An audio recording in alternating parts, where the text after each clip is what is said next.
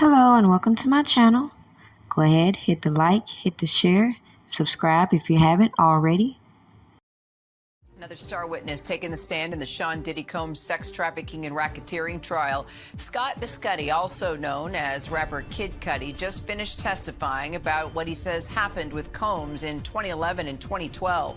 Biscotti had a brief relationship with Cassie Ventura during this time, and Combs allegedly made threats against him because of it. Biscotti testifying that he believes Combs actually broke into his house and testified that a few months later, a Molotov cocktail was placed on his Porsche, damaging his car. Now it's crazy to me that I see all these opinions circulating. And all of these people watched this same playbook when it came to Robert Kelly, who are acting oblivious to what the prosecutors are doing with these witnesses against Diddy. They're lining up these predicate acts that will make up the RICO. And while everybody keeps getting on these platforms talking about they don't see nothing but domestic violence, they don't see a RICO, just continue to watch and break down the testimonies and the key elements they're exposing on this witness stand that's going to garner the RICO conviction a lot of people are windmilling trying to act like they don't see. People have forgotten mysteriously all the information that was put out regarding the raids that went on at Diddy's houses and the guns that had scratched out serial numbers and the elements of violence they keep introducing when they have somebody like Kid Cudi come out here and talk about the alleged threats against him because he was dating the guy's girlfriend and the coincidental element of surprise in his car being blown up. Now, true enough, you have your right to your opinion in feeling like Cassie was a willing participant in everything that we saw playing out. And just like I said when it came to R. Kelly, people are skipping around this Mann Act violation that's being used to sugarcoat how they're forming these RICOs.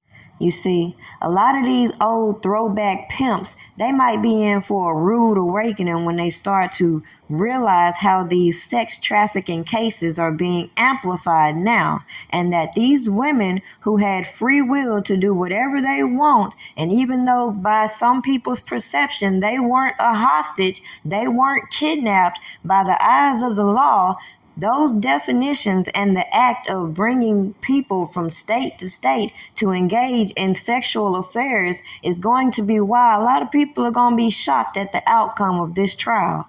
Now, quite frankly, me being open and honest and saying that just as I did is not to open the dialogue for people who feel like Diddy is innocent or those who feel like he's guilty. It's to put on record the same things that I said about R. Kelly and how all these people who ran to the internet to keep you distracted from what I'm actually revealing to you did nothing but make a fool of themselves, make a mockery of R. Kelly's case, and are now sitting on here playing dumb when it comes to these laws in particular that these prosecutors specifically told you they were going to use. So to conclude this video going into week 2 of this Diddy trial, recap on all of the information that people skipped around, including the information about these escorts being booked, the guns, the drugs, the arson, the blackmail, these elements that they're compiling to make up this RICO. And even though you don't see the enterprise, they're specifically telling you who the enterprise were. That don't mean they have to prosecute the enterprise when they're targeting the golden goose. Clock that T.